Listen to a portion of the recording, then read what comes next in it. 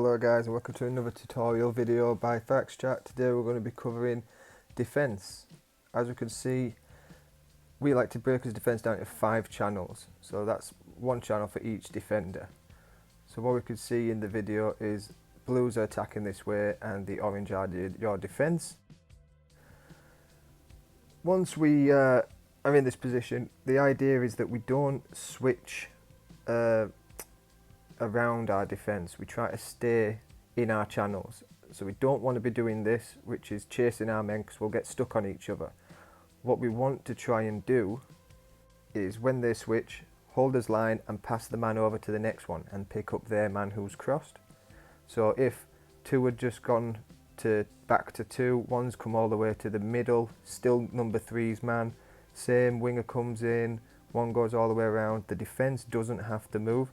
We just need to be passing his men on.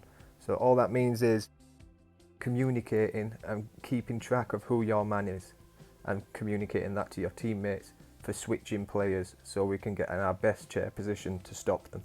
So moving on from that, we do know that we play with a marker in wheelchair rugby league, so a good technique to have is to actually play 4-on-4, and that's still having 5 players on the pitch, but we man off this way, and the play of the ball and the marker's just going to retreat after the play of the ball, making it a 4-on-4. If the play of the ball, person playing the ball gets back involved, it's the responsibility of the marker to pick him back up again. But in this scenario, it's just putting less people in the defence, less people to think about, and we can man off a little bit easier. So we see number 3's retreated from the marker, and if the play of the ball is now at 2, we're still 4-on-4. So in this situation, we've got 4 channels now instead of 5. So we're not worrying about the play of the ball or the marker. But if their winger, number 1, wants to now make a slide to the right side of the play of the ball,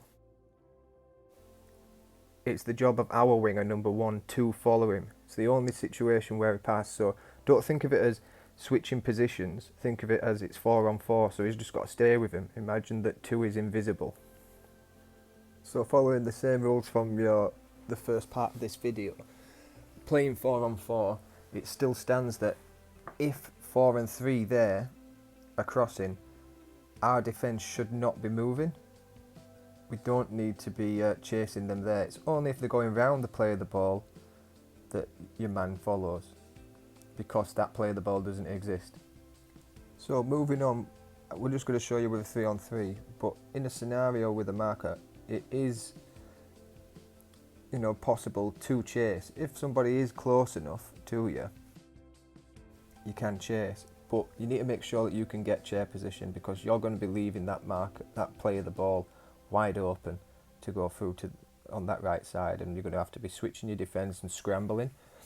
So really think hard about whether you're going to chase from the marker or not. A smart thing to do is, if they are really close and you know 100% that you're going to be able to make a good first push and get your chair position in front of them, then go for it, because you'll get a quick stop. But another idea is, what you can do is chase from the marker, but not fully commit. So sort of arch your run or your retreat back to the line after the play of the ball, and just bend the attacker's run, just to limit the ground that they're covering, and that just helps your defence a little bit, but just making sure that you swing back round to pick up your man. Okay, so the last tip I want to give is some kick defence, and it's just a little structure you can put in your defence in order to give you a better chance of receiving the kick when they're trying to get better field position. So if we draw a line down the middle of the field, if the ball's on the right side of their attack, we drop the opposite winger, and he's covering that space behind now. So that's just one way, it's if the ball starts to move back over towards you, yes, get back up into the line and get your man, because we don't want him to get some easy yards. But at the same time, once it moves away from your wing, we need to make sure we drop back as well from the other wing. Now we can cover that space where they're going to want to put the kick. Now we can see that there's a lot of congestion for the number 1 to try and get through our line of defence, and it gives the 5 lots of time to go and get it. We hope this video was helpful for you guys. If you have any questions, just let us know in the comments, and we'll see you next time.